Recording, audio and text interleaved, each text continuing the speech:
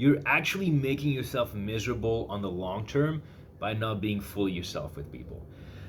I used to think that I was, like whatever, I didn't care what people thought. It wasn't really true. I would still withhold things, because I would think, well, I want these people to like me. I don't want them to reject me or whatever. And it's a very natural feeling, right? Evolutionary speaking, it makes sense, and I'm sure a lot of people will make the case that you should not be fully yourself because it's important to be, accepted by the tribe or whatever. I think in most cases that's nonsense. You will be miserable if you keep lying to others. Essentially, you're lying to others by omitting your beliefs, right? I don't know. Let's say you're politically conservative and you're talking in a group of liberals, and you're like, I'm not gonna say what I think because or maybe you're talking to a woman that you're trying to sleep with, and you're thinking, I won't say it, or I'm even gonna go along with what she's saying, and you're really betraying yourself. And it may feel okay on that moment because you're like, it's worth it, for my social life or because I want to get laid.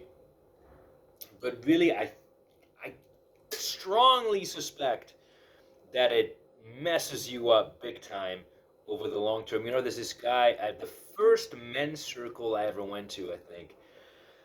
He was saying that when you live a life that goes against your values and what you believe in, that goes against who you think you are or who you want to be, it creates a cognitive dissonance, I think he said, which is an immense source of suffering. And I still think about that. Like, I think about that once a week, and this was 2 years ago. It's just, it's not worth it on the long term. And when you are being fully yourself, and this can, whether we're talking about just fully expressing your personality, or we're talking about, you know, again, expressing your political beliefs or your religious beliefs or your awful opinions about whatever. It's shit. What was I gonna say? Oh, I forgot. But anyway, it's yes. So it can be very uncomfortable. Is what I'm saying. People might judge you, or you're afraid they're gonna judge you. But here's the thing. Okay, you should do this. You should actually even force yourself to do it in order to have people reject you. Okay, but that's also why you have to meet a lot of people. I talk about this as well. If you're trying to make more friends and better friends, maybe you just want to make one friend. Maybe you're struggling to make one friend. And if you want to make one friend, you need to meet, let's say 100 people, maybe 1,000 people. Who knows? Probably not 1,000. But you need to be fully yourself with all this, because if you're not being fully yourself, well, you're also not going to bond as easily. Now, I'm not saying that you have to, like, like straight away, like fully expose all your, everything that's weird and strange about you. Of course, sometimes that's better to it's better to wait a little bit once you've already established some sort of bond. Um, but don't lie to don't lie to others, and don't lie to yourself. And by being fully yourself right off the bat, and divulging everything about you that may be controversial, while it's gonna push some people away, it's gonna bring some people closer to you. Like sometimes right away, it can be such a great hack to make an instant friend, because for several reasons. Because they might agree with you, and they're like, oh, cool, we're on the same page. Especially if you hate the same thing. That's a topic for another video.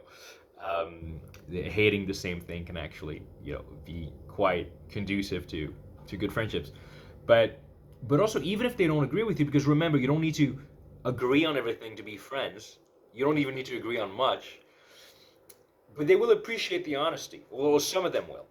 Okay? And again, This may sound like terrible advice. I've made a video about this in the past where I was like, just be completely yourself to the point where, everyone's going to reject you. And, it came with a warning. Like, of course, there's a risk. And you might make things worse for yourself, at least temporarily.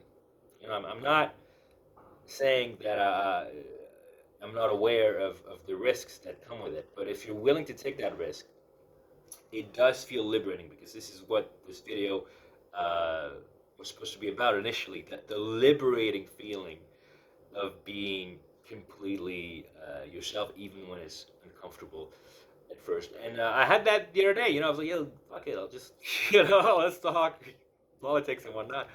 And even the people I disagreed with, I could, we were laughing, and it was full of respect, and it was great. I mean, I just loved it, and so it made me think I should make a video about this. So I encourage you to, if you're willing to take the risk, and next time you socialize with a group of new people, or maybe people you already know, just go all in, and see what it feels like, and then come back here, report back to me, or tell me why you don't want to do that.